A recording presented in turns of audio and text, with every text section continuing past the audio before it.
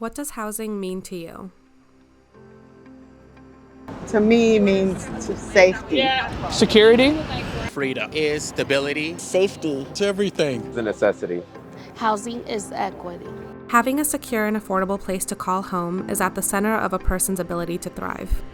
High rent prices are one of the biggest expenses for a household. Nevadans often need to choose between seeking healthcare, healthy foods, other basic necessities, or keeping a roof over their heads. Since the start of the pandemic, rents have skyrocketed. Meanwhile, the minimum wage continues to lag behind.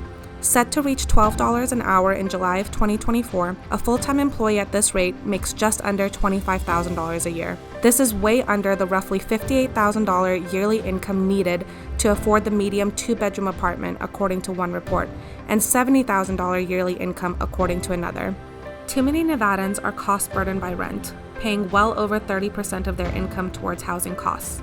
86% of Nevada's most vulnerable, low-income families are paying upwards of 50% of their total income just to keep a roof over their heads. In addition to the cost of rent, Nevada has some of the weakest tenant protections in the country. This leads to a lot of issues with the rental application process, hidden fees, and evictions. This has created the perfect storm for a huge wave of evictions in Nevada since 2021.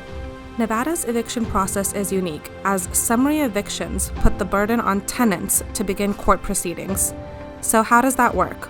Well, in Nevada, a summary eviction begins when a landlord serves an eviction notice to a tenant for either non-payment, lease violations, or nuisances.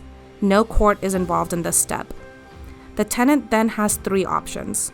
They can pay their rent or remedy the issue, quit as in leave the house or apartment they are renting, or, lastly, they can file a response to the eviction at the court within 5 to 7 days. This is where the court is finally involved. This convoluted process leads to one of the major problems with summary evictions and causes difficulty in tracking the actual numbers of evictions. Since the courts aren't involved until a tenant files an answer, the actual number of tenants who choose to self-evict is largely unknown. Many tenants don't know their rights, nor that they will need to file a response. Many will self-evict or be evicted without the opportunity to defend themselves or come to an agreement with the landlord. If a tenant does file a response to their eviction, they are then given a court date. While that sounds fair, the reality of eviction court is shocking, as most cases are heard in less than 5 minutes. Each side makes their case. Tenants will share their hardship and look for a way to pay back rent or explain the status of their rental assistance application. Unfortunately, landlords often reject repayment plans and refuse to wait for rental assistance. The judge or hearing master then makes their judgment. Judges can decide to immediately grant the eviction or stay the eviction 10 days to allow time for the tenant to arrange some sort of payment plan. The differences in how judges utilize their discretion is inconsistent and untracked. All of these reasons are why the Nevada Housing Justice Alliance began monitoring eviction courts. Since then, PLAN has recruited community members to assist in monitoring. The housing crisis and the wave of evictions is not without solutions, as PLAN and the NHJA member groups work together in 2023 legislative session to bring forth and advocate for policies that would address this exact issue. In regards to summary evictions, bills like Assembly Bill 340 would have removed the burden from the tenant so that landlords would have needed to be the ones to initiate the eviction process in court.